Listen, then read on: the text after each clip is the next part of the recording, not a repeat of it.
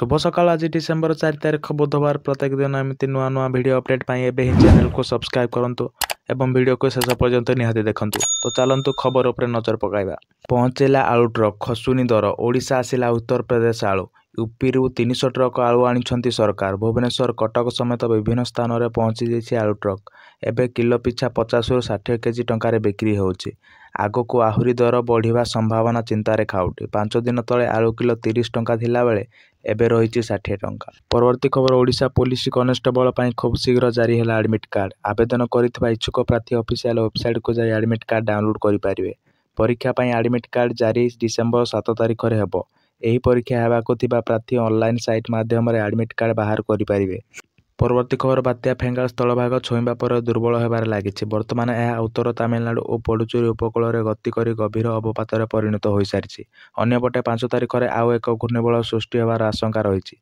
यार प्रभाव राज्य उपर पड़ो ना बोली पूर्वानुमान करिछि पाणीपाग विभाग। परवर्ती खबर देशर आईआईटी छात्र छात्री माने 2025 शिक्षा वर्ष जबरदस्त नियुक्ति सुजोग पाइछन्ति। कोटी कोटी टंकार दरमारे सेमानकु चाकरी ऑफर करिछन्ति देश विदेशर बड़ बड़ कंपनी।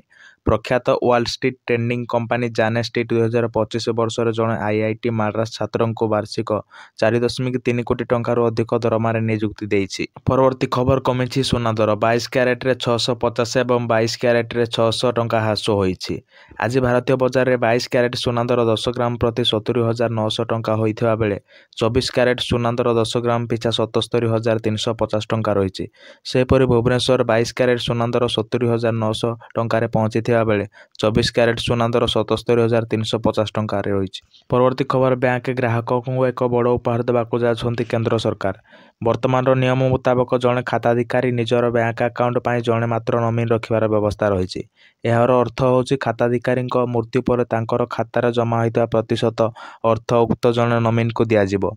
तेबे केंद्र सरकार बैंक ग्राहकों एक नुआ नियम आनिबाक जाउछन्ति। एही नियम लागू हब बैंक ग्राहक माने निज निजर अकाउंट जड़े बदले 4 जण नोमिन रखिपारे। परवर्ती खबर मार्च 2025 सुधा समस्त गाँव को इंटरनेट सेवा पहुंचब। एने आज विधानसभा सूचना देइछन्ति आईटी मंत्री मुकेश महालिंग। गृह से कहते संजोग होई नथबा समस्त गाँव को खूब शीघ्र इंटरनेट सेवा पहुंचार लक्ष्य रखा जायछि। जेउथिपाई एडीएम को अध्यक्षतार एक टास्क फोर्स गठन करा जायछि। परवर्ती खबर नुआ सरकार नुआ आभिमुख्य नै लोकंक धन संपत्ति सुरक्षा एवं आईन श्रृंखला नियंत्रण पाई अनेक पदक्षेप नैछन्ति। उपविभाग गुड़िक शक्तिशाली करबा पाई साधारण बजेट व्यवस्था होइथिबा नै मुख्यमंत्री मोहन चरण माझी गृह विभाग अतिरिक्त खर्च दाबी आलोचना रे निजर विवृत्ति दैछन्ति।